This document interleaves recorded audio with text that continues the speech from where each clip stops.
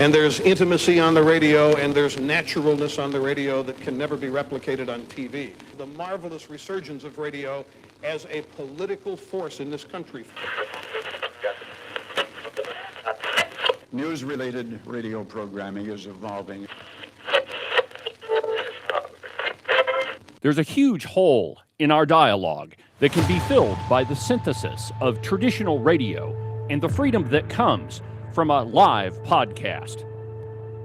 You're about to experience Cowboy State Politics live. Here we go.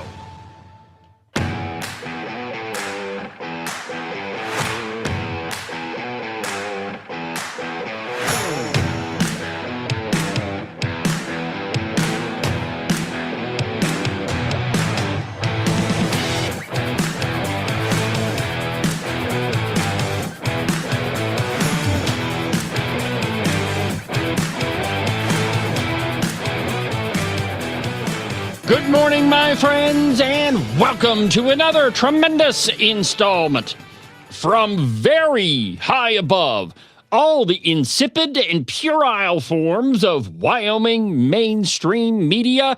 This is Cowboy State Politics.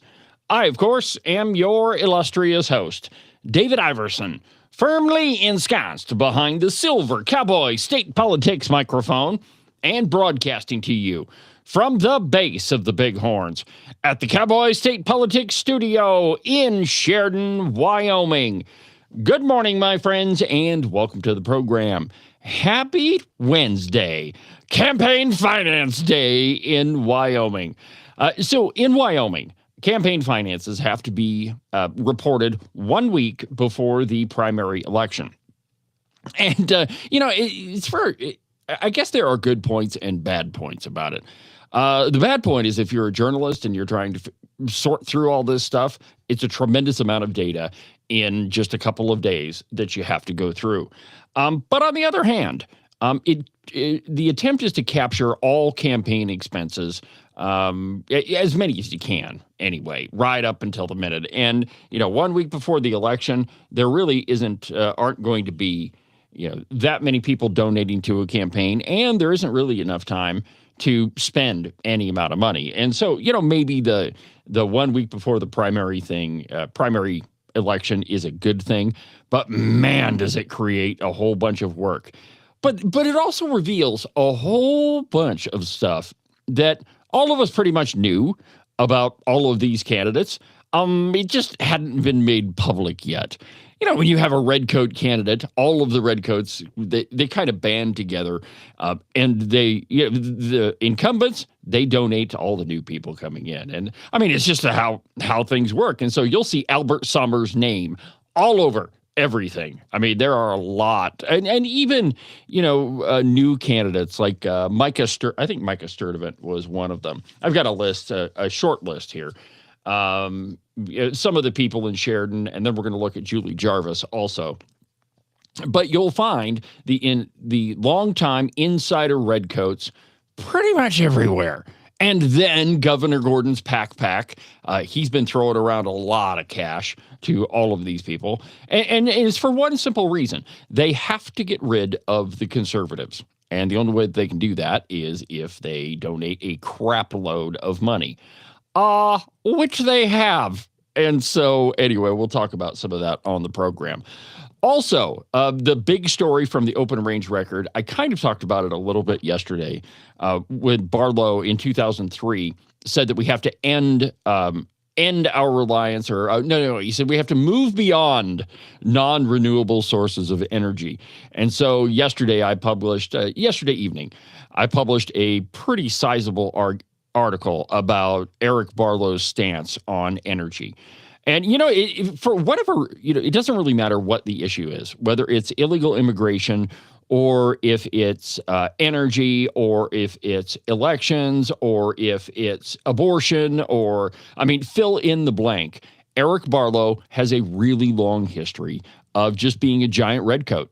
And it doesn't matter how many times all of his acolytes and supporters on social media say, no, Eric Barlow is a conservative. Of course, I have no idea what I'm talking about, but it doesn't matter how much they say that crap. None of it is true. And if you look at pretty much any issue you can find how Eric Barlow is pretty well on the left of just about everything. And so there's that story today. But I want to begin with, one of the most helpful non-endorsements possible. So Reed Reisner has said that he is endorsing a whole bunch of candidates that are not the Freedom Caucus. Hey, Reed, what I suggest you do is start making videos, and I think that you should probably maybe buy a couple billboards and say how you don't support the Freedom Caucus, and then maybe you should spend a whole bunch of your millions of dollars in the week that you have left campaigning against the Freedom Caucus, because that's a surefire way to get all of our people elected. Anybody that Reed Reisner supports, you should vote against. And so there's this story in the Cowboy, and it's entitled, U.S. House Candidate Reed Reisner Calls for Defeat of Freedom Caucus Losers. Now, correct me if I'm wrong, but every single member of the Freedom Caucus has done one thing that Reed Reisner has not been able to do, and that's win an election. And so by the very definition of it, I think the loser is probably Reed Reisner. But here's what Claire McDuff in the Cowboy says. One of the 9 Republicans running for the GOP nomination to the U.S. House voiced strong criticism Tuesday of the state-level Wyoming Freedom Caucus, as if anybody really gives a crap. Reed Reisner also said that he supports a slate of non-Freedom Caucus state legislative candidates. Good. Be way louder about it, Reed. I think you should pay for at least 5 front-page stories about your endorsements. He says the Freedom Caucus has brought division, dysfunction, and political games to our state. I can't even read this with a straight face. Reed Reisner saying that somebody else is playing political games and cause dysfunction and cause disruption. He says Wyoming deserves strong conservatives who will fight for our energy industry, protect our freedoms, keep taxes low, and actually get things done. The Wyoming Freedom Caucus is a controversial group of Republicans in the State House of Representatives. Okay, blah, blah, blah, Claire. Proponents praised the caucus for proposing bold reductions in the state budget and efforts to pass socially conservative policies into law. Opponents accuse it of over-relying on its national network and advancing sloppy and generic legislation. So let's just address that claim first. Do you know who writes all of the bills in the Wyoming legislature? Do you? It's not individual legislators. No. Really, what they do is the individual legislators submit an idea to the Legislative Service Office, and it is the Legislative Service Office that writes the bills. And so any claim that this legislation is poorly written, or it's not ready for prime time, or it's sloppy, or it's a generic bill, whatever, all of that, it is criticism of the Legislative Service Office. The lawyers in the in the Capitol building that are supposed to work just for the legislature. Really, they do a lot of work for the governor too. But they're the ones that write the bills. An individual legislator cannot just type up a bill and submit it onto the floor. It goes to the LSO. They write the bill and format the bill and research the bill, and then it gets submitted. So any criticism of how a bill is written, whether it's sloppy or whether it's not ready for prime time, those are generally the criticisms of it. All of that, you're saying that the LSO does crappy work. Ogden Driscoll, that's what he says all the time. Old Augie, these bills are they're poorly written. Really? Who writes them? Because it's not, Ogden Driscoll doesn't even write his own bills. Let's see here. Proponents praise the caucus for proposing bold reductions to the state budget and efforts to pass socially conservative policies into law. Opponents, let's see here. The Freedom Caucus has endorsed Secretary of State Chuck Gray in the U.S. House of Representatives race. Now, that is the primary reason why Reed is flipping his, flipping his gourd over the Freedom Caucus. He didn't get endorsed by them. That's why he's angry. At a July 3rd candidate forum, Gray pivoted from a question about whether he'd join any caucuses in the House, saying, "At the end of the day, I'm going to be focused on representing the people of Wyoming. That's who I align with." Gray did not respond by publication to a Tuesday afternoon request for comment on Reisner's remarks. Why would he? The only reason I'm reporting on this is I think it's fantastic for conservatives. Anybody that Reed Reisner endorses is probably going to lose. Reed has been able to do one thing that no other Wyoming politician has ever been able to do, and that's unite the entire state against him. It's fascinating that Reed talks about division. Oh, the Freedom Caucus people have created so much division. Really, the people that have created division is Reed Reisner. In the vast majority of his policies, the videos that he has, and in politics, it's okay to make a strong argument. It's definitely, and I would say it's more than okay. I would say it is incumbent upon us to speak boldly and clearly about issues. However, you should try to keep those attacks above the belt. Okay, so let me talk about that. When somebody on this show gets a nickname, it's because they've earned it, because they've done or said something. And you got to have your cast of characters in any sort of political commentary show. And so that's what I do here. But it's all, it's everybody who's got a nickname, they absolutely earned it. So, for example, Nancy Case. So Nancy, he said all sorts of crazy stuff like, we need to, this is a good deal for Wyoming. It could be a good deal, but we can't even start to figure it out until we pass this bill. And which sounds, he's talking about Medicaid expansion, which sounds interestingly, it sounds a heck of a lot like the Nancy Pelosi soundbite of, we have to pass the bill to find out what's in it. So he earned the name Nancy. And I used to call Ogden Driscoll Wilford Brimley, just not quite as smart. But anyway, in politics, in Wyoming, everything is politics except for politics. That's personal. So you expect that. But when you're Reed Reisner and you've spent millions of dollars trying to defeat John Barrasso, and you failed miserably at that, and you didn't win a single county, and then you run for the House of Representatives, and you make all sorts of wild claims about people, well, then you should expect that the public is probably not going to support you. You drive around any Wyoming community, and you'll see a few Reed Reisner signs, but really the only ones of any note are the signs, the billboards that Reed Reisner has paid for himself. And so, all right, so let's continue on. Reisner is not the only Republican U.S. House candidate with strong words for the caucus. State Senate President Dennis Beitman said, Bo, his real name's not Bo, his real name is Dennis.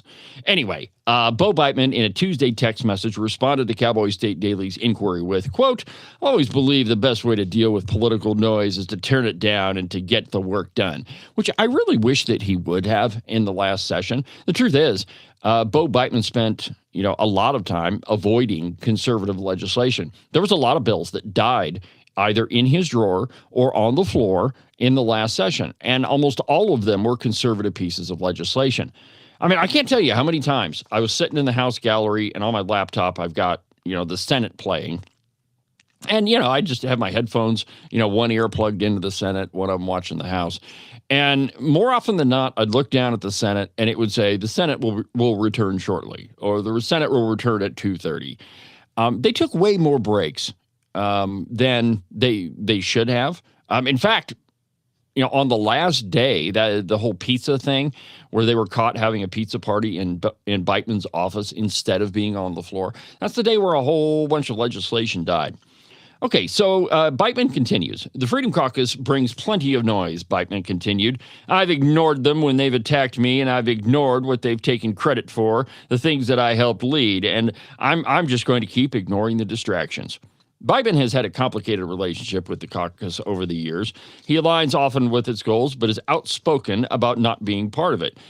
He said Tuesday, well, he's in the Senate, so he can't be part of the Freedom Caucus, but beyond that, he said Tuesday he's focused on winning the election, which he's not going to, by discussing issues that matter to Wyoming families, like lowering the cost of living, protecting public lands, blah, blah, blah. Wyoming voters are tired of political theater, Beitman says. They want results. Now, just let me ask you a question. If you are the group of people that are making wild claims about an entirely other group of people, namely the Freedom Caucus, that they don't support Wyoming values, whatever it is, we have seen over this election, probably the number one headline is Freedom Caucus bad. And everywhere you look, it's there's political action committees, nameless, faceless, and virtually irrelevant groups on Facebook, and all of it is Freedom Caucus bad. Now, they never tell you why. They just say Freedom Caucus bad. Now, I would love to engage in any sort of legitimate argument about the pros and the cons of what the Freedom Caucus has done in the House of Representatives. But nobody wants to do that because it's more ideological than it is. And it's more political. I shouldn't say this ideological. It's more political in nature. That is, conservatives have power, the redcoats don't. And so they have to find some sort of argument. But yeah, we've only got about a week left to run this experiment. But anybody on Facebook, and it's easy to find this person, but anybody on Facebook that says the Freedom Caucus is horrible, you should ask them one question. Name one legislative thing that the Freedom Caucus has done that's bad. Just name one of them. And almost all the time, you will not get a reply because it doesn't have anything to do with policy. It's all politics, and it's the politics of power. Right now, conservatives have power, at least in the House of Representatives. The liberals don't. And so they're trying desperately to gain power. Now, the only argument that they could come up with, and I don't even really think that it's an argument, is to create a boogeyman. If you have a boogeyman, it's easier to scare people. And so that's what this whole Freedom Caucus bad thing is about. There's really very little substance behind it. Most people can't even make an intelligent argument why. And that tells you everything about them, that there are really no intelligent arguments. Now, if you watch any of the debates, and I'm talking about legislative debates, it becomes very, very clear that the conservative candidate is almost always more well-informed and has policies that are better thought out because, really the guys on the other side, the only thing they have is, well, we have to have essential services. Okay. Great. Can you tell me how, reducing taxes by 25% endangered any of those? And there's just this vague argument that they say, well, you got to have money and you're reducing money. Therefore, well, really, that 25% tax cut at most equated to a 6% hit to county revenues. And that 6% was only in Sheridan County. Every other county in the state had a much lower reduction in revenue. And still, with that 6% reduction, there's still a fire department. There's still a police department. The schools have a budget of $84 million. One school district in Sheridan has a budget of $84 million. So the money doesn't seem to be a problem there. The cities have tremendous amounts of money in reserve, so not a problem in having. There's really no cash flow problem. So what's the issue? The issue is power. That's what it's about.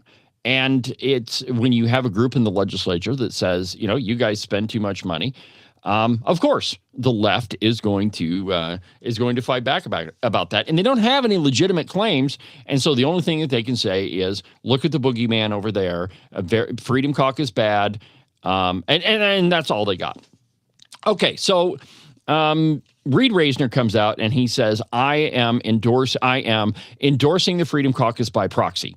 What I mean is he's endorsing all of the Freedom Caucus opponents, which is going to have the exact opposite effect of what he thinks. But State House Appropriations Chair John Baer responded to both Reisner and Bo Beitman, in a Tuesday text message on the Freedom Caucus's behalf.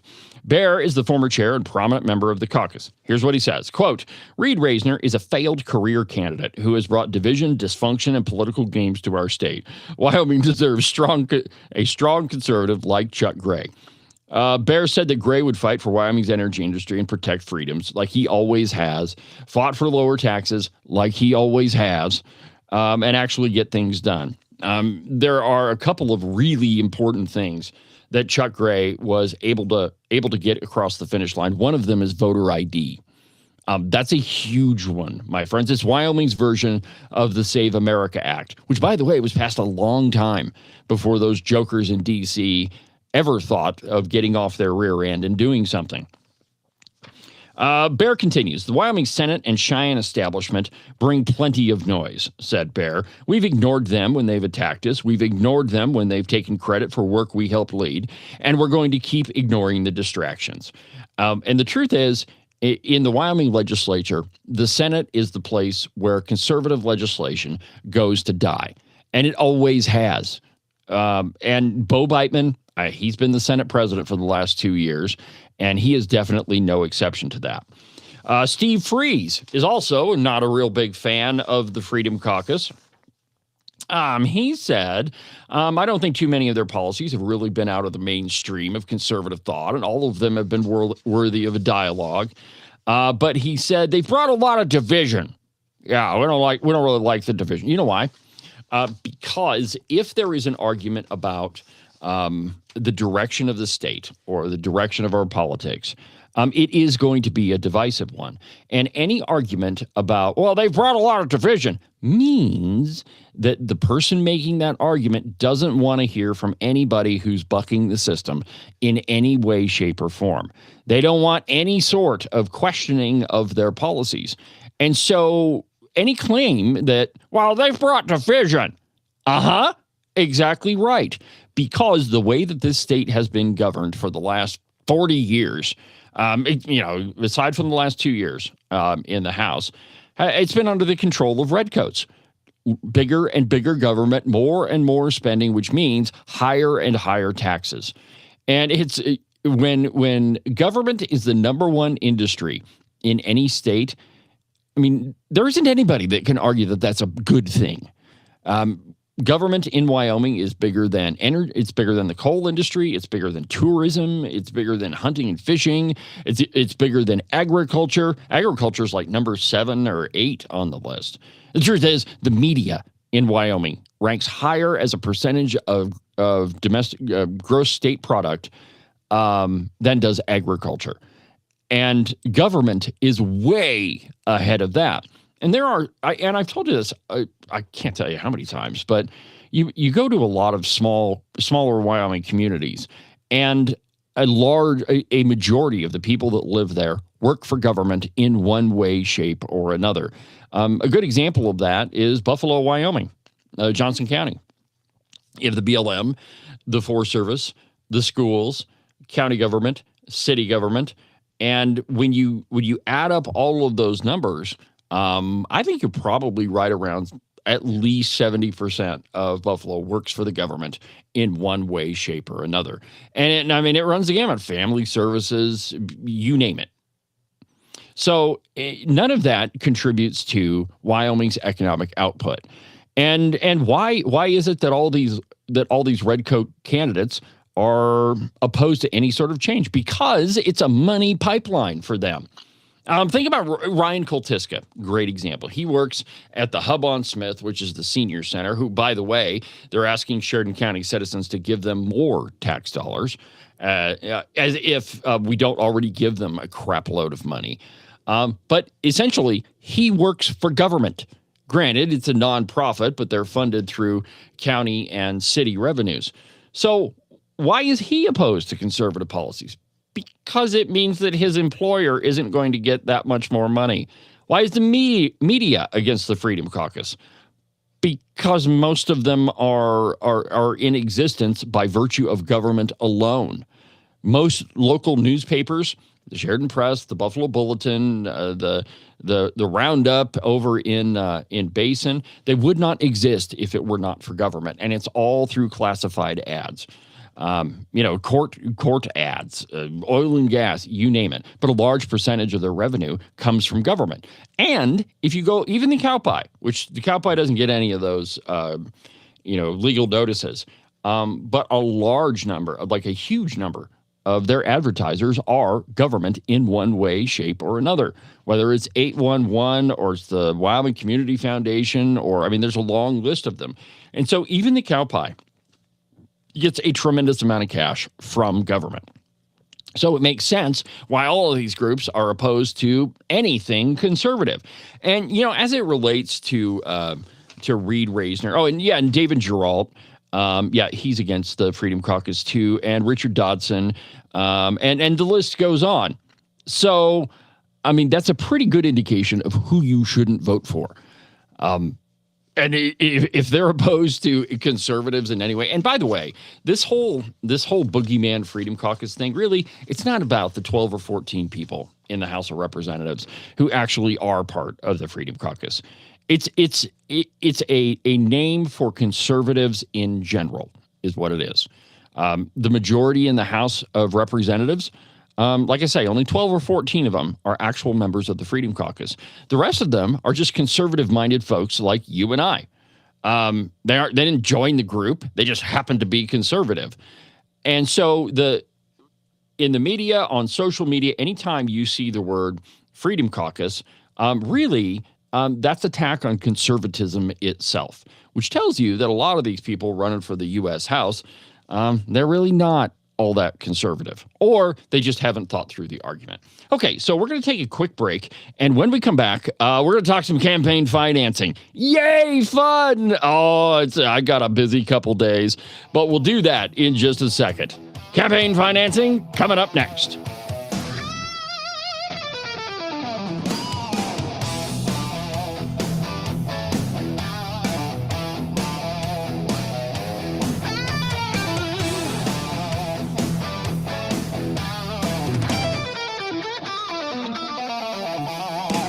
The following ad was paid for by Brent Bean for governor. This is Brent Bean, a Republican for governor. Wyoming families know what matters: law enforcement, emergency services, and supporting strong schools, agriculture, and energy production. But state government keeps growing while priorities fight for resources. That has to change. We don't have a revenue problem. We have a spending and priority problem. Vote for me on August 18th, and I'll put Wyoming priorities first.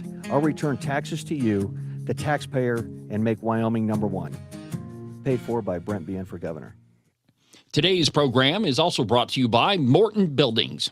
If you're in the market for any type of building for your property, you need to call Marcos and Jesse at Morton Buildings. Their phone number is 307-674-2532.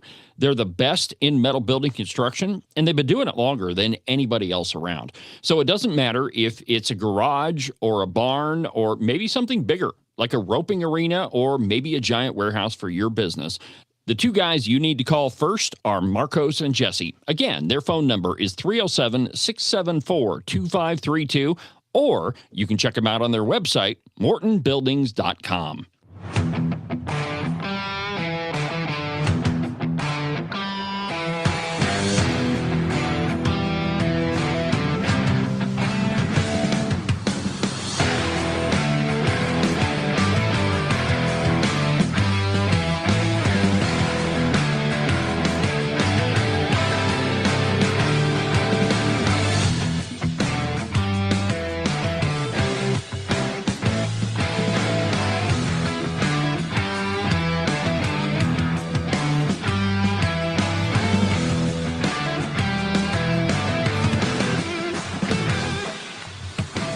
Welcome back to the program, Cowboy State Politics Live on a Wednesday. Thank you for watching the program. Thank you for everything you do. The podcast. By the way, we've got a podcast coming shortly after today's episode. You could probably only guess what it's about. For the rest of the week, and I just want to give you a couple announcements. So the rest of the week will be here in the home studio. We'll still have a program tomorrow and Friday. Tomorrow, Chairman of the Wyoming Republican Party, Brian Miller, will be joining me on the show. We we talk to him pretty much every election about this time. And so I'm really happy to have Chairman Miller on the show. Also, probably the biggest, most important announcement that I could ever possibly make on the program is today. It is the lovely Christine's birthday. It's my beautiful wife's birthday today. So happy birthday, honey. And if you get a chance, go on social media, wish her a happy birthday. Honey, I don't know what I would do without you. You're the most important thing in my life. So I love you. Happy birthday. All right. So campaign finance. Oh, you know what? One thing I was going to mention before we get into some of the particulars. So a number of groups in the state, political action committees is what they are.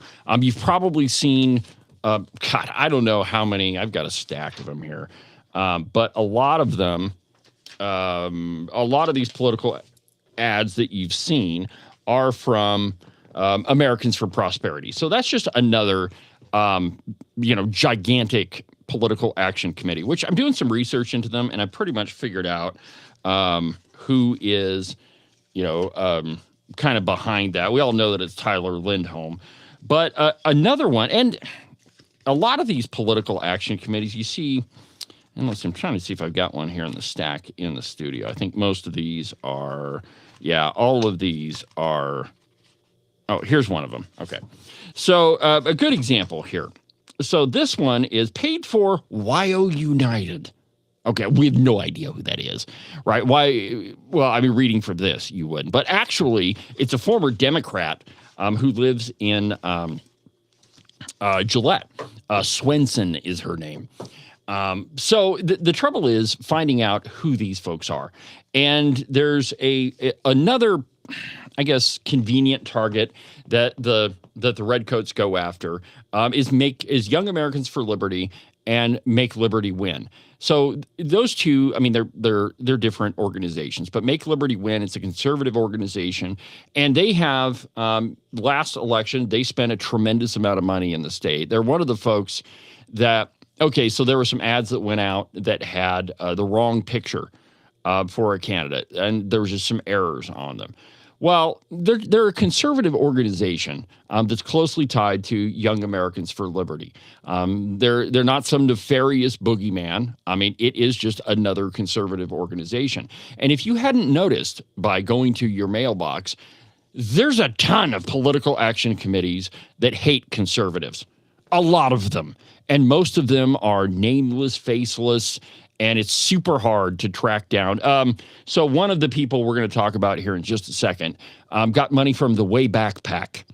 Okay, so the Way Back PAC is another organization that is headquartered at 30 North Gould here in Sheridan. 30 North Gould is the clearinghouse for LLCs in the state.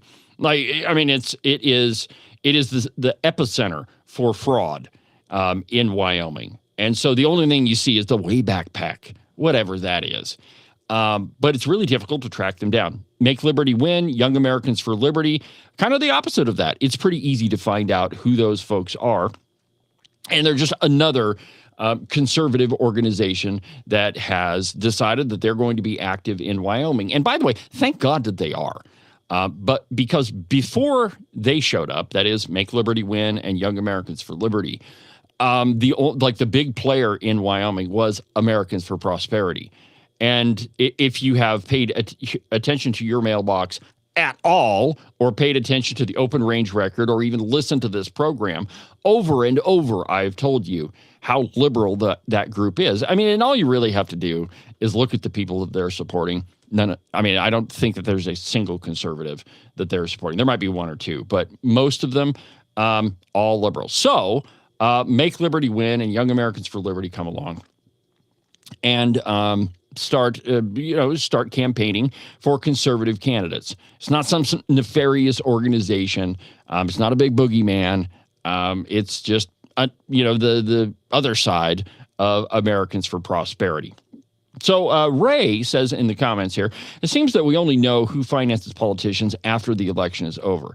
We should know where the money is coming from before the election, so we can see who is getting out of money. Okay. Also, phony groups at the bottom of the mailers. What person is really financing them? So, good question. That's one of them that I addressed at the beginning of the show, Ray. So there's a good side and a upside and a downside of how we do campaign financing. The downside is you only know who is financing candidates 1 week before the primary, which has the effect of you not being able to know who's actually giving the candidates money. On the other hand, though, it's an easy way to find out, and candidates had, like, the deadline was yesterday. And so there really isn't going to be any more campaign spending between now and next Tuesday. And so the idea is that we'll capture all of the spending right up until the election, which it creates kind of a burden for people like me, because I have to do a tremendous amount of research in a couple of days. And here's the other part of it. While it is very difficult, and while everybody is super busy, campaigning for their own life, going to work, taking care of their kids, paying their bills, most people don't have time to look up and find out who is behind all of this campaign cash. But you should at least make an effort. And it's a lot of times it's pretty hard.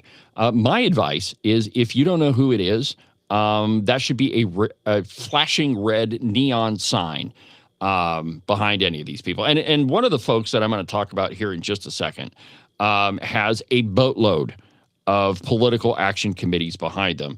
And it's, unless you know who the players are, it's really hard to tell. But like I say, I think my personal opinion is, if you don't know who's, and here's another thing too. So a lot of the mailers and TV ads that you've seen, most of those are not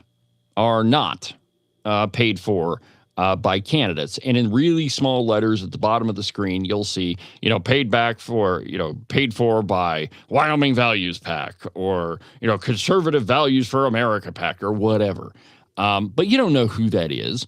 And most of them were not paid for by candidates. Now, that's not to say that some of them weren't. So for a while, Reed Reisner was spending a tremendous amount of money.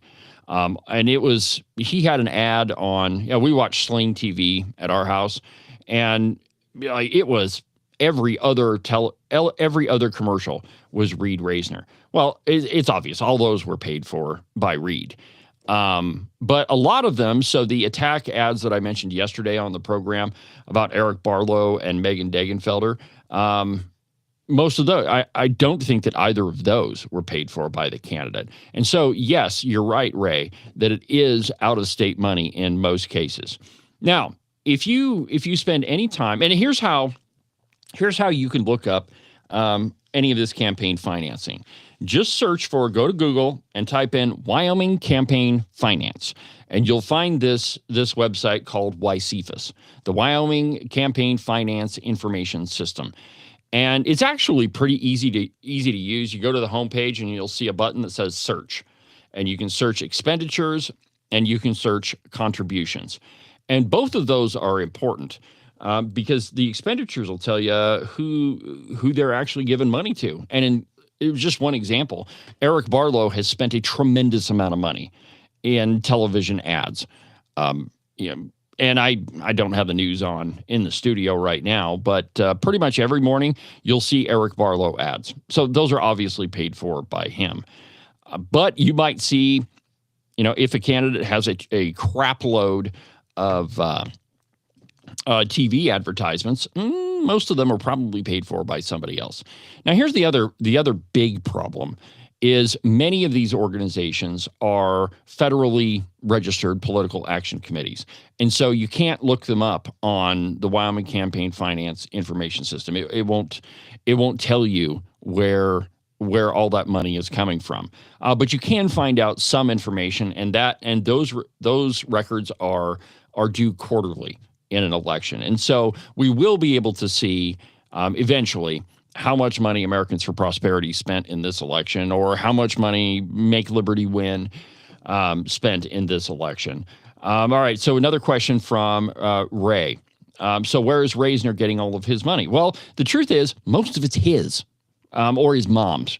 His mom has a pretty giant, or pretty big, I shouldn't say giant, a pretty big inheritance. And so a lot of Reed Reisner's money comes from his family trust, at least a couple of $1 million. Okay, so you go to, and you know what? I can actually show you this. Let's see here. Yep, okay.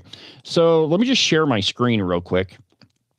And I will show you what this Wyoming Campaign Finance Information System looks like. And let's see here. Let's do this. Pull this down and go back. And okay. Oh, nope. Okay, here we go. So if we go here and all right, so the screen's going to look a little bit weird for a minute, but you'll be able to see exactly what it looks like. So hold on just a second, and it's going to get weird. There it goes. Boom. Okay. So this is the Wyoming Campaign Finance Information System. Let me just go home here so you can see what it looks like. So if you just search for Wyoming Campaign Finance, the address is wycampaignfinance.gov. You'll see this page. And you can go here and click on search. And it brings you to another page, and you can either search contributions or search expenditures. For me, I find the most interesting one to be contributions. And so if we type in, so let's search for, I don't know, Micah Sturdivant. And then we click the little search button. And it does, and actually this thing is pretty intuitive, but you can search for political action committees, organizations, political parties, and really if it's a state registered political action committee or candidate, you can see all of the contributions or expenditures. So this is everything that is filed for Micah for Sheridan. And it is kind of a who's who of political action committees. ConPAC, the Contractors PAC, gave her $500. And, Donna Kinski, I missed that name, Dave. Now Dave Kinski is now one of the mouthpieces for the Wyoming Business Council. And then there's the Wyoming Education Association. They just heart Micah Sturdivant. And then, Melissa Butcher, looky there. Redcoat candidates campaigning for each other. And then let's see here. What else do we have in here? Page 3. Gail Simmons for Sheridan. Now that is a red flag right there that you should absolutely vote against Micah Sturdivant. Well, you should, because she's just a giant flaming redcoat. Or if we look at Cole Tiska, he's the guy running against Mark Jennings. Let's see who's been giving him money. Just a second. Maybe. Here we go. Perhaps. Sort of. Here we go. Now, this one is a who's who of political action committees. Here's Lawyers Active in Wyoming, Credit Union Political Action Committee. Here's one, the Prosperity and Commerce PAC, the PAC. That's Governor Mark Gordon right there. Wyoming Stock Growers, the Wyoming D PAC. Let's see here. I wonder who they are. I bet if we looked up, we're going to find another name that's that starts with a D. And then there's the Contractors PAC again. So anyway, Ryan Koltiska, and here's the thing about him, is that out of all of the candidates that are running in the primary election, Ryan Koltiska doesn't need to take money from all of these political action committees. He could have very easily raised all of his cash just right here in Sheridan County. And the reason we know that is his competition did exactly that, with a couple of contributions from just a few individuals across the state. But some of the political action committees that Micah Sturdivant has, and I showed you a few of them, but Gail Simmons gave her $1,500. Terry Weitzel Joanne True gave Micah Sturdivant $1,500. Now, of course, the True family, they were in charge of this. It's now shut down, but the Political Action Committee was called Wyoming Hope. Wyoming Hope was funded by the owner of the Cowboy State Daily, B. Wayne Hughes. They gave money to pretty much every redcoat incumbent in the state. Like I said, they're now shut down. But Joanne True, definitely right in the middle of all of that. And then there's the Way Back Pack that I mentioned before that is headquartered at the nefarious 30 North Gould, the Wyoming Education Association, and another interesting name popped up on Micah Sturdivant's campaign list, Albert Summers, Chi-Com Som.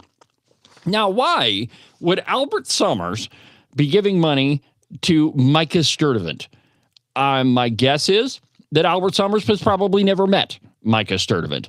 The only reason that he's giving money, and of course, everybody remembers why I call him Chi-Com Som. It's because he was on the board of the State Legislative Leadership Foundation that has direct ties to the Chinese Communist Party. That's why he got the nickname. So he gave money to Micah Sturdivant too. Why? To defeat a conservative, and that is James Temple. And so all of these, and just think about the names of a lot of these. You're going to see several of them here in just a second. But it is all of the organizations in the state that are advocating for bigger government. The Wyoming Education Association, and the Contractors PAC, the Mining Association, all of those. And if you look at pretty much every liberal candidate, you're going to find those same names there. So let's talk about, in specifics, the folks that were donating to Ryan Koltiska, who is running against Mark Jennings. Of course, Gail Simmons also gave him $1,500. The Lawyers Active in Wyoming PAC, $2,000. The Wyoming Mining Association, the Wyoming Hospital Association, the Wyoming Education Association, the Contractors Association, Wyoming Stock Growers Association, the Prosperity and Commerce PAC, that's Governor Gordon again, Credit Union Political Action Committee. So it is all of the associations that lobby the Wyoming legislature for more and bigger government. And it's fascinating to me. Like, I don't, for the life of me, if the Mining Association actually represented coal mines in Wyoming, they wouldn't be advocating for these people. They wouldn't be giving them money. They certainly would not be giving money to Eric Barlow.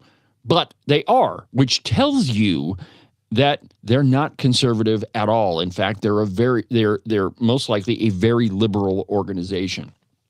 And of course, there's some other interesting names on Ryan Koltiska's list. John Heineman. John Heineman is a big-time redcoat in Sheridan. He used to be a Democrat. He hosted John Tester, the Democrat senator from Montana, in Sheridan. There's a great picture of Heineman and his wife hanging out with John Tester at a Sheridan County Democrat Party convention. So why is it, Ryan, if you're a Republican, are you getting money from a guy who was a former Democrat? Why would you do that? So if you look at any of the other candidates, and here we're going to take another break, but in just a second, we'll go through Julie Jarvis's the redcoat legislator running against Jeanette Ward down in Casper for House 50, I think it's House 57, but same thing. You can look at Ryan Koltiska's donations from all the political action committees, and you're going to see the same thing with Julie Jarvis. I think if you looked at evidence-based Wyoming, you're going to find out that Julie Jarvis voted with the Democrat Party at least 80% of the time. I think it was far more. She and Marilyn Connolly, and there's another group of them, that they pretty much went full-blown communist from the very first vote in the 2026 session. So that gives you a flavor of who it is that's campaigning against conservative candidates. And if you pick any of them, you go across the state and you will find the same names with all of them. Now, granted, I've only had about 8 hours to look at this. And some of that I had to spend sleeping. So tomorrow's program, I'll have a way more comprehensive list of who's donating to whom and who the redcoats are. But that just kind of gives you a flavor of who's funding a lot of these campaigns. So let's go ahead and take our second break. And when we come back, we'll continue with the program. Back in a minute.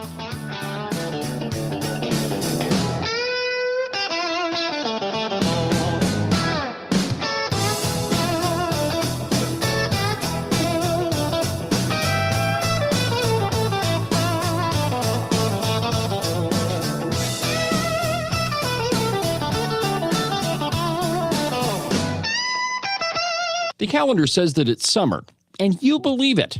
Oh, that's just so cute. But you obviously haven't lived here very long, have you? And you probably think that the weather is just going to continue to warm up. You don't have to worry about snow or ice or 30-degree temperatures anymore. In case you've forgotten, this is Wyoming, my friend, and that sort of thinking doesn't work here. 1 minute, it could be 75 and sunny, and 10 minutes later, snow. Whatever the weather, you need a pair of socks that'll keep your feet cool and dry even on the hottest of summer days. And if you happen to run into that freak midsummer snowstorm, trust me, it's happened. I've seen it. You'll stay nice and toasty warm. Well, your feet anyway. To get you a pair, go to the website, thebuffalowoolco.com. Trust me, you won't be disappointed. These are the finest socks that I've ever put on my feet. Are you one of those people that said something like this before Trump became president? I have a house in Spain that is going to be ready right after the election. Siberia, Nova Scotia. I'm definitely moving to Canada. Straight to hell. Iceland. France. Asia's pretty cool. And has the last year and a half been more than you could bear? Well, if it has, you've come to the right place. Call my friend Rebecca Bextel at eXp Realty. She has her fingers on the pulse of the real estate market all across the state of Wyoming. Last year, she sold around $30 million worth of property. Everything from small residential properties all the way up to big giant ranches. So if you've got to get the heck out of Dodge, if you've got to be gone Johnson because you can't stand that Trump is the president, call Rebecca Bextel. Her phone number is 307-699-3519. Let me say that one more time for you in case you missed it. 307-699-3519. I've never felt the freedom like I do. I feel stronger every day, don't you? Well, I can show you how. A new day, a new way. Watch out, I'm only gonna get stronger. A new day, a new way. Watch out, I'm only gonna get stronger. A new day, a new way. Watch out, I'm only gonna get stronger. A new day, a new way. Watch out, I'm only gonna get stronger. I've never felt the freedom like I do. I feel stronger every day. I'm only gonna get stronger. Cowboy State Politics is only getting stronger. This program is continuing to expand, and frankly, my friends, I'm kind of amazed. On the top 100 conservative podcasts in the entire country, my friends, there's no other Wyoming podcast that can say that. It is Cowboy State Politics, and I cannot tell you how incredibly proud I am of that. And all of it is thanks to you. Thank you for watching. Thank you for listening. Thank you for everything you do for Cowboy State Politics. I can't tell you how much I appreciate it. One more time, it is the lovely Christine's birthday, and so if you get a chance, make sure you reach out to her and say happy birthday and tell her, thank God, we all thank God that you put up with David. So anyway, happy birthday, honey. So the big story from the Open Range Record yesterday was that in 2003, Eric Barlow, in front of, and he didn't testify himself, he sent a letter, but he testified before Congress, and it was Pat Sweeney who read the letter for him. I mean, Wyoming politics is a really, really small world. But anyway, in 2003, Eric Barlow said that we have to move away from fossil fuels. And actually, he called them non-renewables, but that's pretty much what he said. And so let me just show you that article real quick, if I can. Maybe it will let me. Here we go. All right, perfect. So here is the article. 2003, Barlow, we must move beyond fossil fuels.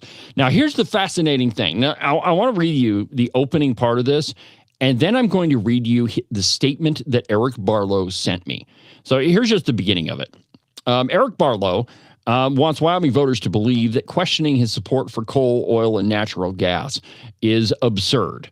But it's not. And quote, here's what he said. For anybody to think that I'm not supportive of coal, oil, and natural gas and uranium, and let's pull this up here, kind of move stuff around still. All right, so he said, and uranium is disingenuous, the Republican candidate for governor recently told the Cowboy.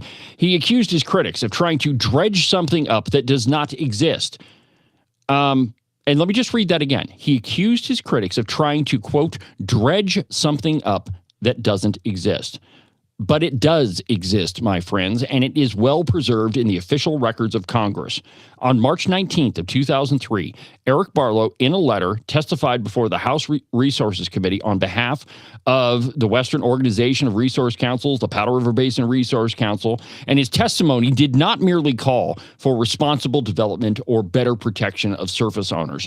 It concluded with an unmistakable demand that America move away from fossil fuels. Here's what he said. There has not been a meaningful acknowledgement that we must move beyond non-renewable sources of energy, Barlow told Congress. He then called for the country to transform our energy paradigm toward clean and sustainable sources of energy. Although he conceded that fossil fuels would retain some role, he said it must be, quote, one of transition, not of reliance. Now, in writing this article, I reached out to Eric Barlow, and here's what he said. Calling my 2003 testimony anti-energy is simply false. I explicitly supported responsible energy development while standing up for Wyoming landowners and protecting our water. Supporting Wyoming energy and protecting property rights are not mutually exclusive. These discussions continue today, blah, blah, blah. Let me read the whole statement to you. Quote, this leads to my final point, which is that there has not been a meaningful acknowledgement that we must move beyond non-renewable sources of energy. It is time for this nation to be a world leader and transform our energy paradigm. True security for this nation will be based in part on clean and sustainable sources of energy. It is reasonable to expect that fossil fuels will have to play a role, but it must be one of transition and not reliance. The costs to our resources and security are far too great to continue as we are. Now, you might say that, well, David, that was 20 years ago. You know, obviously he's changed his opinion since then. He hadn't changed it in 2020 when he voted for House Bill 200 to mandate carbon capture technology on all coal-fired power plants. That was just 6 years ago, my friends. And so for him to claim that, suggesting that testimony was anti-energy is just false. That's bullcrap. Eric Barlow is lying. I mean, it is plain as the nose on my face that absolutely, he said, we have to, quote, move beyond non-renewable sources of energy. In other words, move beyond coal. That's what he said. Now, if you go to the article, and it's pretty extensive, you all know me, I'm a little bit long-winded. But the truth is that Eric Barlow's history, and by the way, he in 2007 he was called an eco warrior by Vanity Fair magazine for his testimony in front of Congress. Now, today, he tells Republican voters that questioning his commitment to coal is just disingenuous. It is a gigantic contradiction that Eric Barlow cannot get out of. His testimony before Congress, his vote on House Bill 200 from 2020. By the way, that bill increased electricity rates by 237%. Now, that was a study that was done in 2022. Now, when they did the study, they said, well, it could increase the price of electricity. But I don't think that anybody can argue that our electricity has not skyrocketed, definitely in the last 5 years. The point being, my friends, is the guy running for governor, though he says that he's pro-energy, his testimony before Congress proves otherwise. I mean, Eric Barlow, thank you for sending me a statement, but you're lying. And I really appreciate, and this is why in journalism you should always try to reach out to people, because you never know what you're going to get. You know, I figured when I sent him a request for comment, they would just ignore it. But nope, Rebecca Fitzgerald, old Red, she responded and she said it's just false. Well, you can read it in the Congressional Record. The links are in that article. You can read what he said for yourself. And the truth is that the guy that is running for governor absolutely said we have to move beyond coal. There's no question about it, my friends. Like I said, his entire record. I mean, and there's another piece that we did on the Open Range Record called Born in a Barn. And that one talks about his environmentalist history with Powder River Basin Resource Council, him suing the state of Wyoming over coal bed methane development with Earth Justice, by the way. There's a link in that article to Earth Justice where they talk about all of the times that they've sued the Trump administration. And let's just think about that just for 1 second.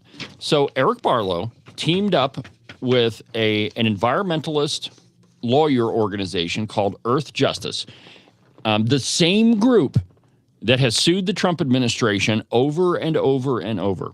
Well, he teamed up with them in a federal lawsuit to try to keep and what it was is they were trying to keep in place a federal court ruling that barred the development of oil and gas. That was their whole point. Well, so the guy running for governor once teamed up with that organization, and they have been continually suing the Trump administration for the very same thing, trying to stop oil and gas development. And all the while, he's telling the Cowboy State Daily and telling you that, oh, no, I'm pro coal, and anybody that suggests otherwise, that's just disingenuous. He's lying to your face, my friends. And he lied yesterday in his comment to me. And the guy is not pro-energy. He doesn't have a history of doing that. He is a radical environmentalist, and I've got the receipts to prove it. And I would love to have a debate with pretty much any of his supporters that say, no, he's pro-energy. Really? Explain all of the stuff that he's done in his past. Leopards don't change their spots, and redcoats don't change their political beliefs overnight, and neither has Eric Barlow. Okay, so yesterday there were some primaries across the country, and the lady, and good news, the lady that wanted to do away with Thanksgiving, she lost. So Thanksgiving turkeys, I'm sorry about your luck, but you're going to end up on my table. So we don't have to worry about that. From Breitbart News, Francesca Thanksgiving sucks Hong, and pollsters humiliated in Wisconsin upset. Communist Francesca Hong, a Democrat frontrunner in Wisconsin's gubernatorial race, lost Tuesday night in a major upset for her and yet another massive humiliation for America's utterly useless polling institution. So Hong, now listen to these poll numbers. On August 5th, the media said she was plus 18. On July 27th, plus 22 points. July 20th, plus 13. July 16th, plus 11. Now, those are the leads Hong held in the 5 most recent polls out of Wisconsin, where she just lost by almost a half a point. So she went from plus 18 to losing by a half a point. Now, Hong was a member of the Wisconsin State Assembly since 2020. She opposes Thanksgiving and wants the U.S. Senate and ICE abolished, intended to kill off Wisconsin's school choice program, admitted to having a bipolar disorder, and called the police that she wants to abolish twice over what she thought was a pro-Israel display. Since she once had an anxiety attack in a Culver's. That's a family restaurant. They've got one in Cheyenne that they've got pretty good burgers. But she had an anxiety attack in Culver's because she could read the minds of all the racist old white people who didn't think we spoke English. She was there with her son, who is half white because her poor husband is white. But Francesca Hong is an avowed racist and communist, by the way. Hong might look as sweet and innocent as Sally Field, but she is without question an unstable, power-mad bigot who hates everything that America stands for. And you don't have to, that's just not me saying it. Go back to her Culver statement that she could read the minds of all the racist old white people who didn't think we spoke English. And the whole doing away with Thanksgiving thing, come on. We got to get rid of it. We got to have Thanksgiving. So why bring this up? Okay, Wisconsin is a heck of a long way from Wyoming. And there, as far as I know, there aren't any avowed communists, or at least public communists, running for office. But there are some people who say some very interesting things. So when you have a candidate that says stuff like people over platform, okay, now let's just kind of dissect. I've dissected this a couple of times, but let's just dig into it just for a second. So if you're a Republican, allegedly you agree with the Republican Party platform. If you don't, you wouldn't be a Republican, right? And we're talking about honest people, right? So, and politicians, okay. So, yeah, generally speaking, most of these red coats are big fat liars anyway. But if you are a Republican, theoretically, you believe in the Republican Party platform. Things like we believe in life, we believe in free markets and liberty and guns and then family values, and that the government ought to stay the heck out of our private business. You would believe in all of those things if you were a Republican. But Micah Sturtevant, on at least one mailer that I'm aware of, said that she's going to focus on people over platform, which means that she doesn't support the platform at all. Because if she did, she would say so.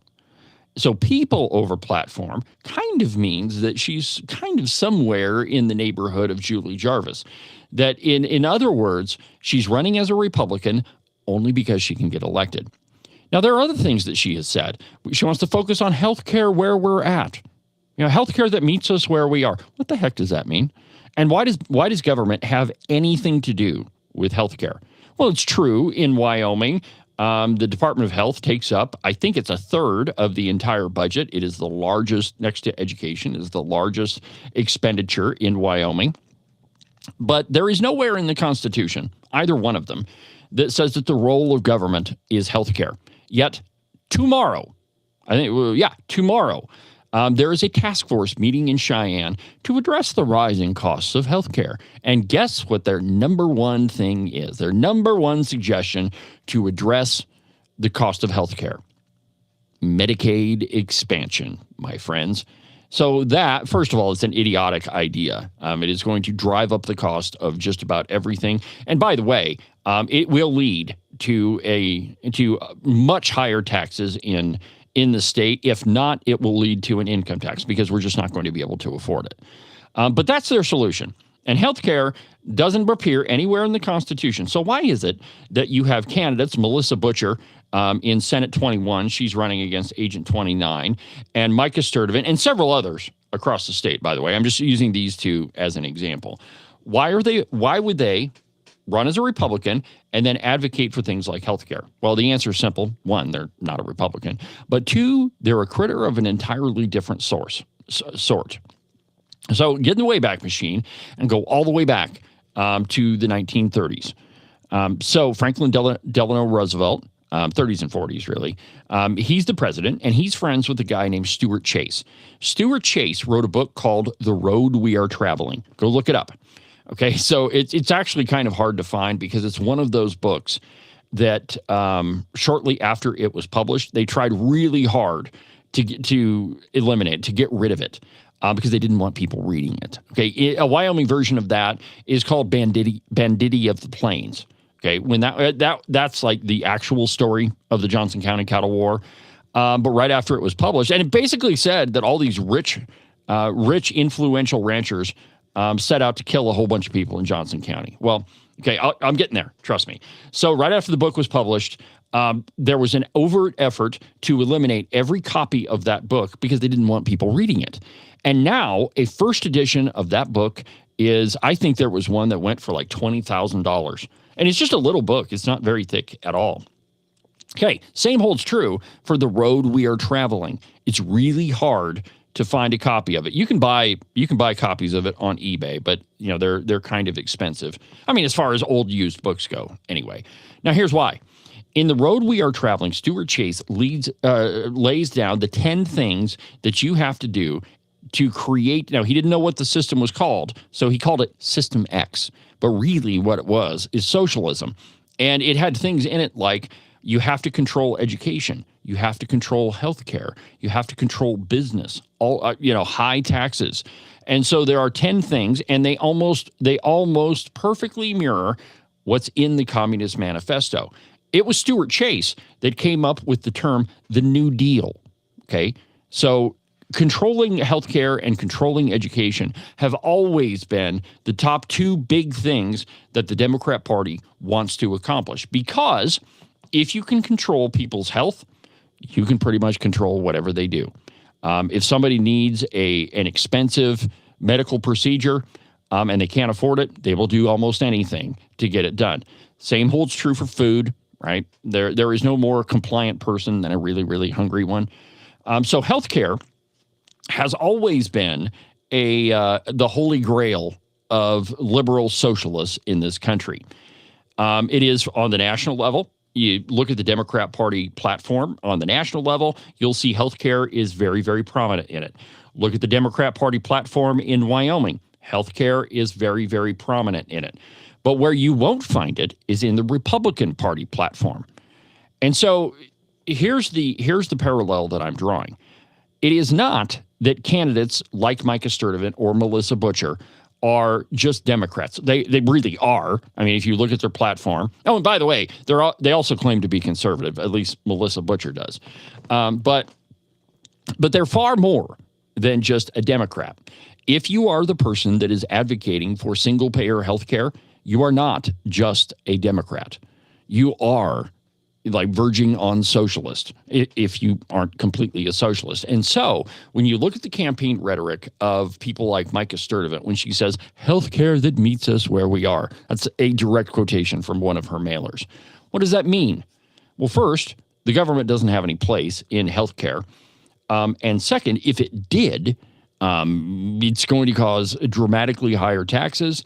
And guess who's going to be in charge of whether I get insulin or not, whether you get a life-saving, a heart procedure or not. Maybe it's just you're not just productive enough. I'm sorry, we just can't pay for it. The numbers just don't work out. But that's where you're headed. And so while it may seem like a big jump to say that some people running in Wyoming are kind of socialist, just look at what they say, my friends. That's all you have to do. And we are past the time where we can ignore the things that these folks say, ignore the policies that they advocate for. Take them at their word. Don't vote for them because they're your friends. Don't vote for them because they make a heck of a good Danish in their bakery.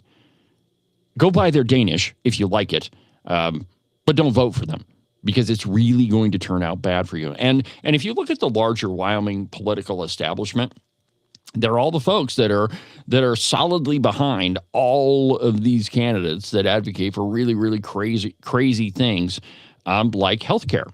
Now, Patrick has a comment that I think is really important. He says it's pandering to lower income voters. Let me just show you what he said. And I absolutely agree with you, Patrick, that it is pandering to lower income. And by the way, what Rush would call low information voters. Because of course they want their health care paid for. Who wouldn't want that? But it never ends there. It ends in higher taxes and way more control over your and your family's daily life. So it's a good thing that socialist or communist in Wisconsin lost. But I think it's important that we pay attention to what these folks say. Okay, so the shiny mailers came out, and let me just see if I can grab one and give you a good example. So this top one's about abortion. Okay, there's a love note for Ken. Here's Melissa Butcher. Working to lower your monthly electric bill. Really? How are you going to do that? Standing up for Wyoming energy producers and job. Fighting to okay, so that's Wyoming Energy. She's not going to do any of those things, by the way. Let's see here. Okay. Man, I've got a huge stack of these, and I can't wait to to take a big picture of them. I've been saving all of them. Let's see here. Melissa Butcher. Here, this is the one I want. Right here. What are we building? So, Melissa, I would like to ask you that question. What exactly are you building? 'Cause it's certainly not conservative. And she says politicians these days spend a lot of time talking about what they're against. It's time to start talking about what we're for. Okay, great. What are you for? Young families choosing to stay, strong local businesses, good paying jobs, vibrant, connected communities, affordable housing, and listen to this one, accessible health care. Why is that on the list? Well, it's because, as Patrick said, it's pandering to low-income voters, but it also tells you exactly who Melissa Butcher is. Responsible government with clear priorities, protected freedoms and property rights.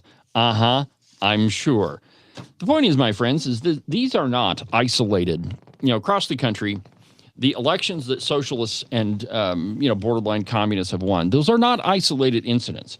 Across the country, we're seeing a resurgence of people who have literally, the easy way to explain this is they've just taken the masks off. Take these people at their word, because what they tell you is the truth. Now, you got to kind of think about what it is that they say. But, 10, 15 years ago, if unless you were Bernie Sanders, but everybody else except Bernie Sanders, if you were to say, I'm a socialist, nobody is going to vote for you because, the electorate hadn't been used to hearing that term from a politician's mouth all that often. And even though they probably were, no one was going to vote for them. But just watch this video, and I've played it for you before. And this is an interview with the I think it's Shannon Bream, and she's talking to the head of the Communist Party. And let's see here we go. So it's Shannon Bream. She's talking to the head of the Communist or the DSA, the Democratic Socialists of America, which really, those are communists. But just watch this. So we're going to put up on the screen a few of the things that are part of your platform, and I want to ask you, just give me sort of a true or false on these. Abolish the Senate. True.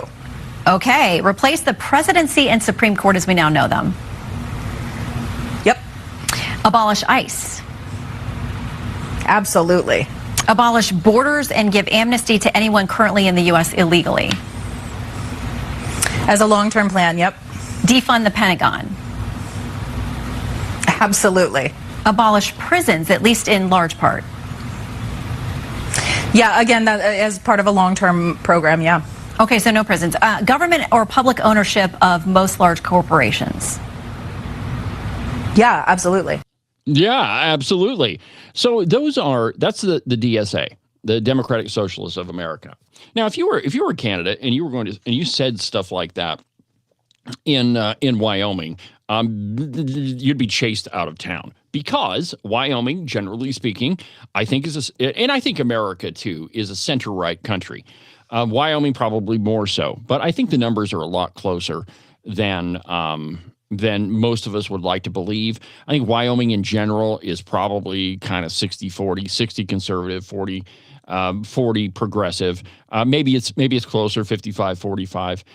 But when you take into account the amount of people that voted for President Trump in the last election, I think it was 72 or 73%.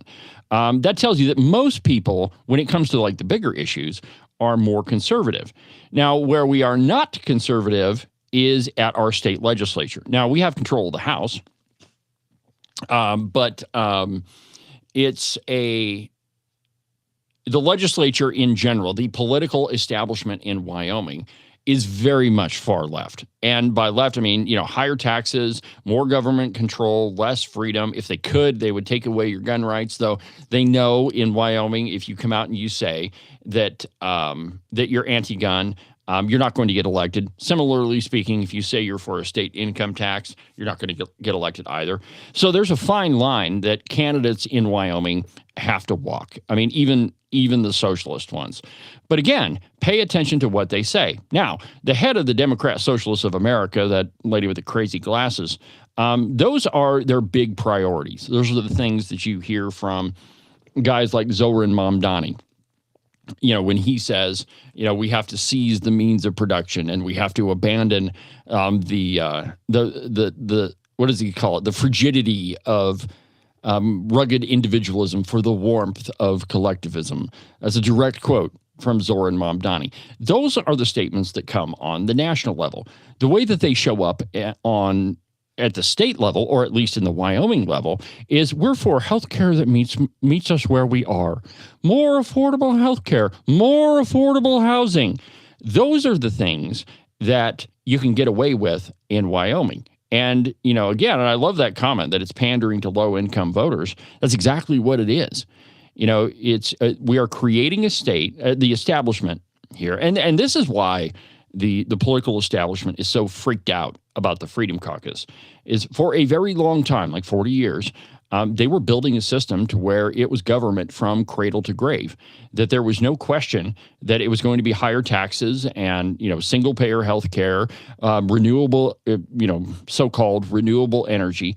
And so every session, you could watch them add another piece and another piece and another piece to their giant big puzzle. Along comes the Freedom Caucus, conservatives, and we say, this didn't happen overnight. I mean, the conservative movement in Wyoming has been building for successive elections, and it will continue to build throughout the next election.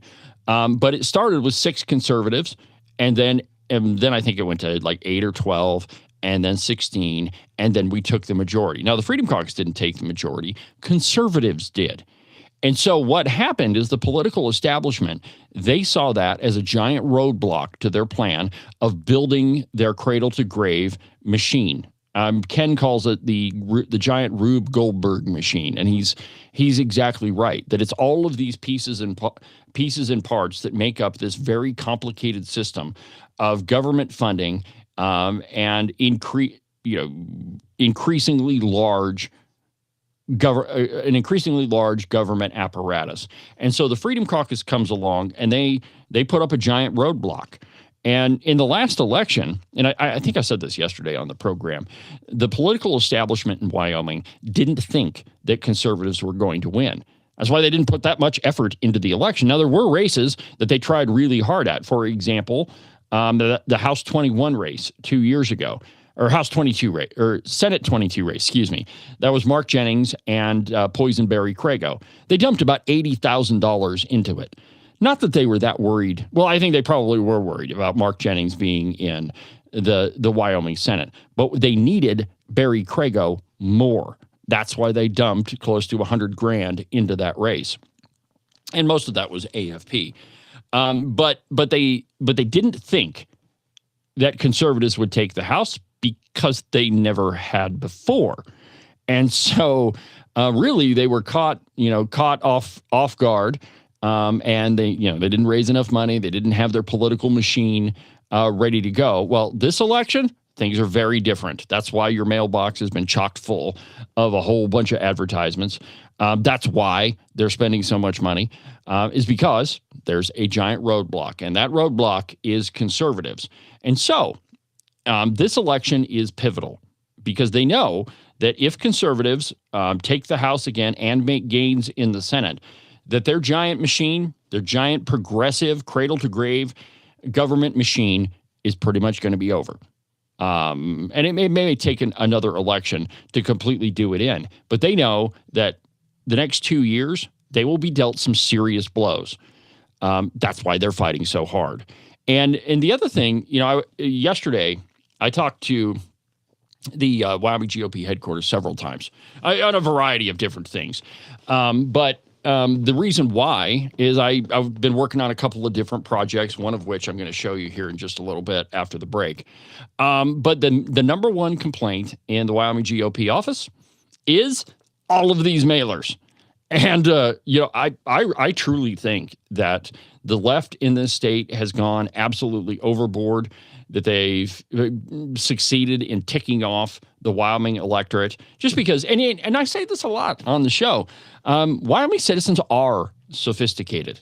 Okay, this audience is far more sophisticated than any of the others. But you're smart, and people can see through bull crap. In fact, most people can spot bull crap from a mile away. when claims don't add up, when there's no proof behind what they say. Now, it's not to say that there aren't a lot of sheep.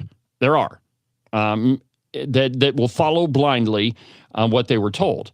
But for the most part, people are pretty smart, and they can see through a politician's bullcrap lies. I've heard from numerous people that have met Micah Sturdivant, and it's not anything against her personally. It's that she has no answers to anything, that it is all platitudes, that there's no policy behind it, which, by the way, is the most dangerous kind of candidate, because what will happen is if she were to win, she'll go to Cheyenne. The political left already has their claws in her. I mean, she's not going to be a conservative because she's, pretty much a communist. But she'll just be another pawn like Marilyn Connolly in Johnson County that just votes with the political establishment every single time. More money for education, bigger government, no to any sort of tax decrease, no to any sort of conservative values. It'll just be another rubber stamp. Now, her opponent, James Temple, very different. He's a solid conservative. He has principles, and he has no problem telling you. And so that is a threat to the redcoats in a big way. All right, so we're going to take our last break, and when we come back, I want to talk about crossover voting and why that's really not going to be that big of a deal this election. I know. There's every ad, and I kind of covered this yesterday, but I'm going to go into more detail right when we come back from the break.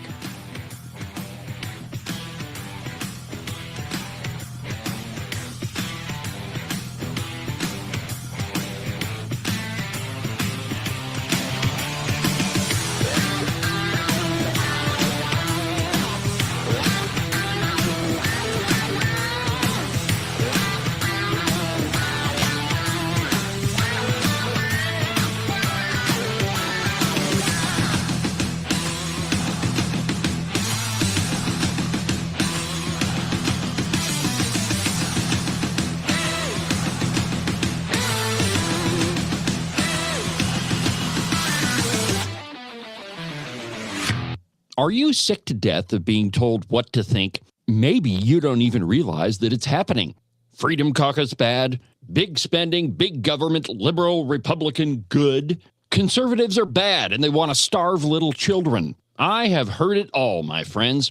We are way past the time when the news was just the news, if it ever was. But wouldn't it be nice if you had a news platform that was at least honest about what they were telling you? News on the news page, opinion on the opinion page. That's exactly what the Open Range Record is. Go to the website, openrangerecord.com. News, analysis, opinion, and investigative journalism. One more time, that website is openrangerecord.com.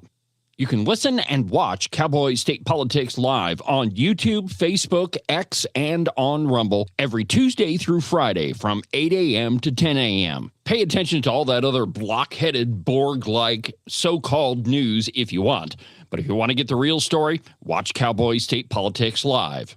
And now, back to the program.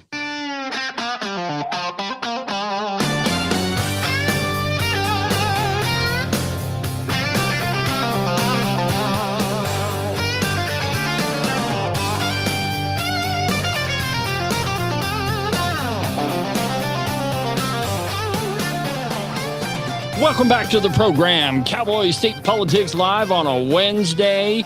Campaign Finance Day. Crossover Voting Day. 6 days until the primary election. I got to tell you, my friends, an election for me is like a 4-month Super Bowl. But I have to say, I'm kind of looking forward to next Tuesday. I can't wait to see how this thing turns out. I know that conservatives are, well, I shouldn't say, I'm hopeful that conservatives are going to make some wins in the election, and I can't wait to see how it turns out. It's God will continue to bless us, those people that advocate for him. And you got a group of people in just about every conservative I've met. They are God-fearing people. And, I don't want to say that, it's entirely based on that, because it's not. You got a bunch of communists that are running for office, or if they don't come out and say it, The policies that they advocate for certainly tend in that direction. And you can draw parallels all the way across. We went into them. So, before the election, one of the, not one of, the biggest thing that was being advertised is make sure that you change your party affiliation before May 14th. May 14th is the deadline. Every single newspaper in this state ran something about it. The Sheridan Mess had a front page ad. You change your party affiliation by today or you won't be able to. Why? Because they wanted as many Democrats to cross over into the Republican Party as they possibly could. And, that's we've known for a long time that one of the reasons why the Democrat Party in Wyoming is on the verge of not being a major party is because most of them are already in the Republican Party. Now, to be a major party in this state, you have to get 10% of the election, and I believe it's either in U.S. Representative, Governor, or Secretary of State. If a party does not get 10% of the vote in at least one of those, no longer are they a major party, which what that would mean is there would be no statewide primary election for the Democrats. They would have to do everything on a caucus setup, similar to the Constitution Party or the Libertarian Party or whatever other third minor party it is. But that's how they'd have to run things. And it would be a major blow to the Democrats. Now, I have said for a really long time that you should not underestimate the Democrats in Wyoming or anywhere else. And here's why. For quite a while, weeks on end, it seemed like in Sheridan, we would see no Kings protests in downtown, on the steps of the courthouse. And they kind of started out small. And then didn't take very long at all. They'd have a couple hundred people on the steps of the courthouse in Sheridan, Wyoming. Now, if they can pull that off in a town that is, I would say, largely conservative, there are pockets of Sheridan that are less conservative, but 86% of the people that live here are registered Republicans. The county central committee is made up of the conservatives have had the majority in this county for a really long time. And I think we will continue to after this election. But still, the Democrats are making moves, and all you got to do is look at their candidates for office. They have a tremendous amount of Democrats that are running for office this year. I think they have a candidate in all 5 of the statewide elected offices and in many, many, many House districts. And so, to put it simply, the Democrat Party in Wyoming is on the move, as small as they are. However, and to underscore that point, most of their members are in the Republican Party, so they don't participate in the Democrat primary. They are Republican in name only. They're redcoats, but most of them hang out in the Republican Party. So the giant push before May 14th to get everybody to switch parties, I knew was not going to turn out to be that big of a deal. And it wasn't. So let me show you the results from the Wyoming Secretary of State's office post May 14th of how many people actually switched over. And I showed this to you yesterday, and we kind of briefly went over it. But let's go through it in a little bit more detail because I think it's really instructive. Here we go. Oh, wait. There's Eric Barlow's picture from Vanity Fair. Yeah, okay. So here's this one. So the 2026 party affiliation changes to voter registrations. On the far left-hand column, you'll see all of the counties, and then the very next column to the right is Democrats that switched to the Republican Party. Now, the big counties in Albany County, 316 Democrats switched over. In Fremont, 208. In Laramie County, 303. Teton County, which doesn't really matter because it's, I would love to see a conservative run there, but it's the chances of them winning are pretty low. And then in Sheridan County, 157. So the numbers are actually pretty low. Now, the next column over is unaffiliated voters to Republicans. So really what you have to do is add the first 2 columns together. Now, that some of those unaffiliated voters could be people who said, you know what, enough of this crap. I'm voting for conservatives. So really what you had statewide is 2,700 people, 2,700 out of roughly 250,000 that are, that are eligible to register, switched over to the Republican Party. So really, in most of the counties, you're not going to see that big of a swing. However, there are some races where historically the margins have been pretty small. One of those is in House 29. House 29, that's currently held by Representative Ken Pendergraft. And that's the Micah Sturdivant, James Temple race that I've been, kind of beating like a dead horse through this entire program. That one, there's a lot of teachers that live in that district, and Ken won the last time he had an opponent, he won that race by 38 votes. 38. Now, last election, he didn't have an opponent. But this time, James Temple and Micah Sturdivant. So I would say that race is going to be a lot closer than some of the others.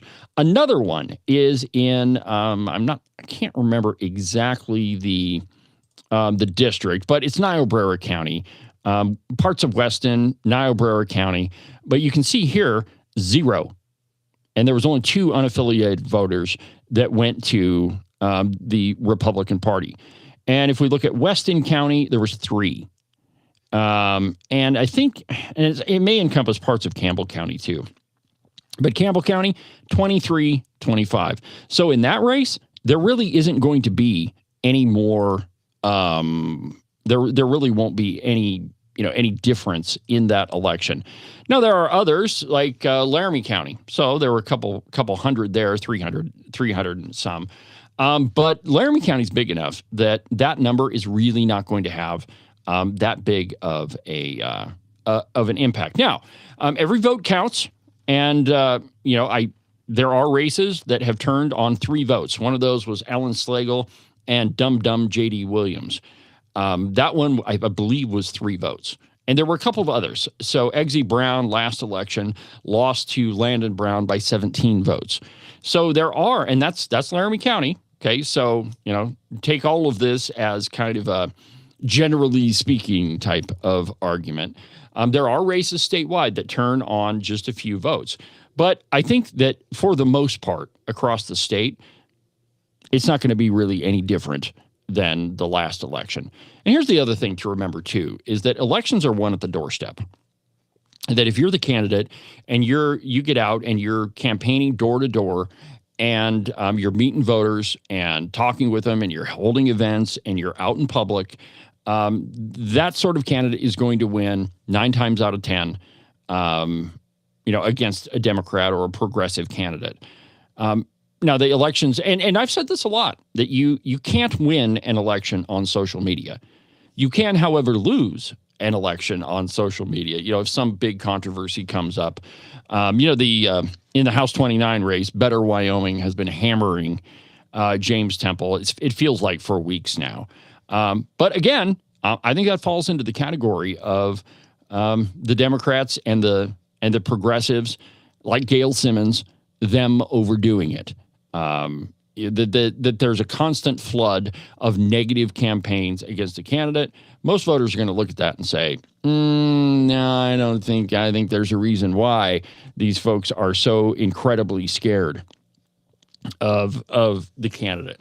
So I think the long and the short of the whole party switch across the state is, I don't want to say that it's going to be a nothing burger, because there are races that have historically turned on small numbers of votes. But I think generally speaking, it's going to be, I think that they spent a whole lot of effort, and it's really not going to get that much, that many results out of it. Now, there's one other thing that I want to show you on this list, and let me pull up our screen again. Actually, there's a couple of things that I want to show you. But over in, let's see here, where is it? So this Republican to Democrat column is interesting.